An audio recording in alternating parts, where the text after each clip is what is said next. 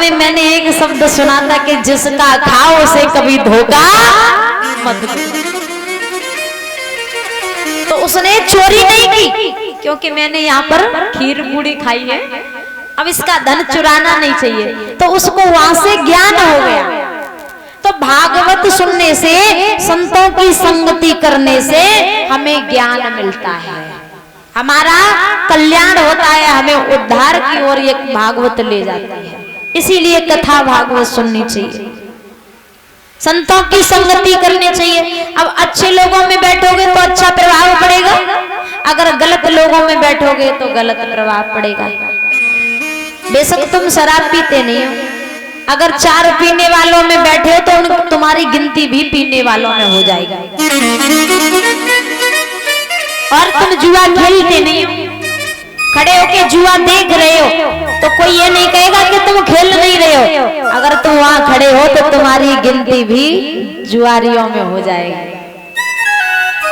इसलिए संगति करो तो अच्छे लोगों की करो, कि संगति करे अच्छे लोगों की, दवा मिल जाए सभी रोगों की। तो संतों की संगति करो, कथा भागवत सुनो, सत्संग करो। बोलिए गोविंद भगवान की।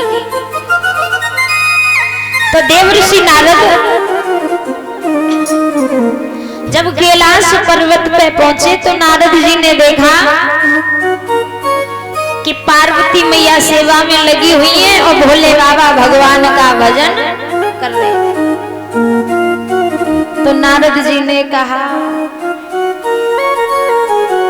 मैया एक बात बताओ, भोले बाबा तुम तो कोई बात छुपाते तो ना है। पार्वती मैया से कहा कि महादेव जी तुमसे कोई बात छुपाते तो नहीं है। अब पार्वती मैया बड़े अहंकार में बोली, ना ना बेटा, मेरे भोले बाबा मोते कछु न छुपाते, सब मुझे बता देते। क्या अच्छा क्या? तो नारद जी ने कहा, तो मैया तुमने अमर कथा सुन ली होगी। अब जैसे ही अमर कथा का नाम सुना, पार्वती मैया कहने लगी, नाना लाला, भोले बाबा ने मोए अमर कथा ना सुनाई। अब नारद जी का काम हो गया, नारद जी तो चले गए। और पार्वती मैया ने जैसे ही भोले बाबा के नेत्र खुले, पार्वती मैया कहने लगी, महादेव जी मैं तो अमर कथा सुनाऊंगी। भोले बाबा बोले, एक बात बताओ, क्या कैलाश पर्वत पे कोई आया था? पार्वती मैया बोली, हाँ नारद जी आए थे। भोले बाबा समझ गए कि बोल तो पार्वती रही है, पर लेकिन शब्द पार्वती के नहीं है, शब्द तो नारद जी के हैं। अब पार्वती मैया जिद कर गई, मैं तो अमर कथा सुनूंगी, अमर कथा सुनूंगी। अब भोले बाबा कहने लगे, अब मैं तुम्हें यहाँ तो अमर कथा नहीं सुना सकता। एक और बात, माताओं के आगे पुरुषों की कभी ना चली, ना आज के जमाने में चल रही है, ना देवताओं के जमाने में चली।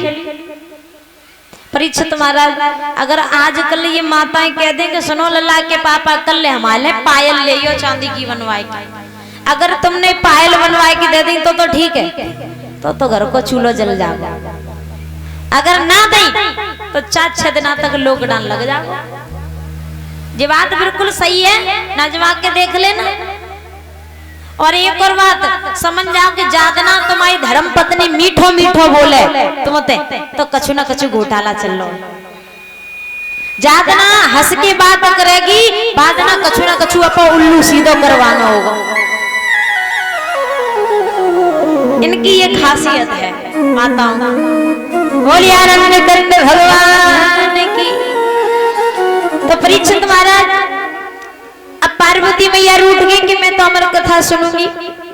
तो भोले बाबा कहने लगे, कोई बात नहीं, अब तुम हमारे साथ अमरनाथ की गुफा के लिए चलो।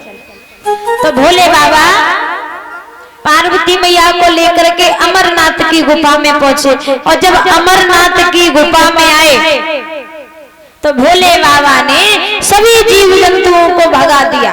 भोले बाबा आसन मार के बैठ गए। अब भोले बाबा ने पार्वती मैया से कहा कि सुनो देवी, मैं तुम्हें अमर कथा सुनाऊंगा, पर लेकिन तुम मुझे होकरा देती जाइयो। जैसे मुझे पता पड़ता रहे कि तुम कथा सुन रही हो, क्योंकि कथा में क्या होता है, कथा में निंद्रा बहुत जल्दी आती है। और निंद्रा कौन है? कुंभकर्ण की पत्नी। निंद्रा देवी कौन है?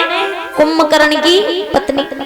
अब ये कुंभकर्ण को भगवान ने मार दिया तो ये भगवान से लड़ तो नहीं पाती, तो इसने विचार कर लिया कि जहां भी इनकी कथा होगी, जहां भी इनका भजन होगा, इनके भक्तों को जाकर के मैं परेशान करूंगी। और जब भक्तों को कष्ट मिलता है तो वो भगवान को कष्ट मिलता है। तो इसलिए ये निंद्रा क्या है? राक्षसी है। इसलिए कथा में अगर ध्यान दोगे, तालियां बजाओगे, तो कभी निंद्रा देवी आएंगे। तो पूरा ध्यान कथा पर होना चाहिए।